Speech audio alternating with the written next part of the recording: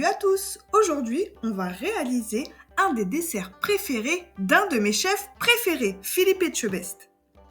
C'est parti pour l'île flottante! On screen sa liste d'ingrédients et go! Tu vas avoir besoin de 160 g de sucre en poudre en tout, 250 g de lait, 250 g de crème fleurette, 5 blancs et 5 jaunes d'œufs, et une gousse de vanille, mais ça c'est facultatif. Si tu fais une crème anglaise sans vanille, c'est très bon aussi. On clarifie ses œufs, les jaunes d'un côté, les blancs de l'autre. Tu mets ta crème, ton lait, ta vanille et tu portes ça à ébullition.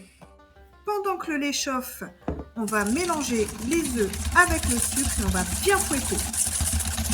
Une fois que tu as porté ton lait et ta crème à ébullition, tu verses la moitié sur tes jaunes d'œufs. On a bien mélangé et maintenant on remet le tout dans la casserole. On fait des huîtres avec sa maryse à très petit feu. Attention, il ne faut pas faire bouillir la crème. Si tu fais bouillir la crème, tes œufs ils vont coaguler et tu vas avoir des morceaux dans ta crème anglaise.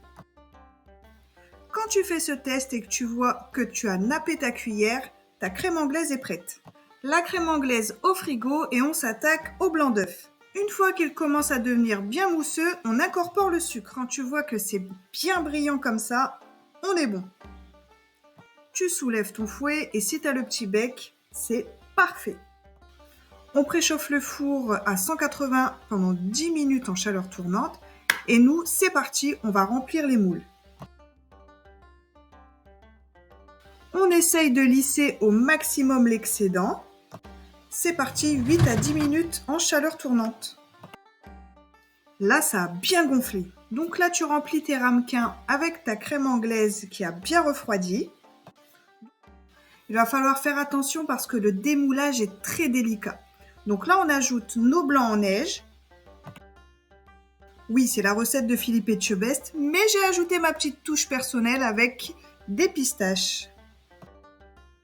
On lance notre caramel, le sucre et l'eau. Il commence légèrement à colorer. Ça prend un petit peu de temps, mais vaut mieux faire ça à petit feu que d'avoir un caramel cramé. C'est dégueulasse. Une fois le caramel cuit, on le laisse légèrement refroidir pour qu'il épaississe un petit peu avant de napper nos îles flottantes. Regarde, tu vois la texture? Je pourrais manger ça à la cuillère, mais c'est trop chaud. Philippe Etchebest, il fait vraiment l'île flottante en format familial, mais c'est un peu plus compliqué pour la cuisson. Donc là, on est passé sur de l'individuel, ce qui est un petit peu plus facile. N'oubliez pas aussi de huiler légèrement vos moules pour décoller l'île flottante. Présenter une petite île flottante comme ça, c'est vraiment agréable pour les yeux et surtout pour les papilles.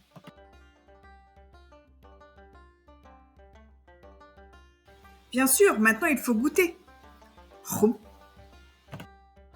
On connaît forcément une recette miam miam.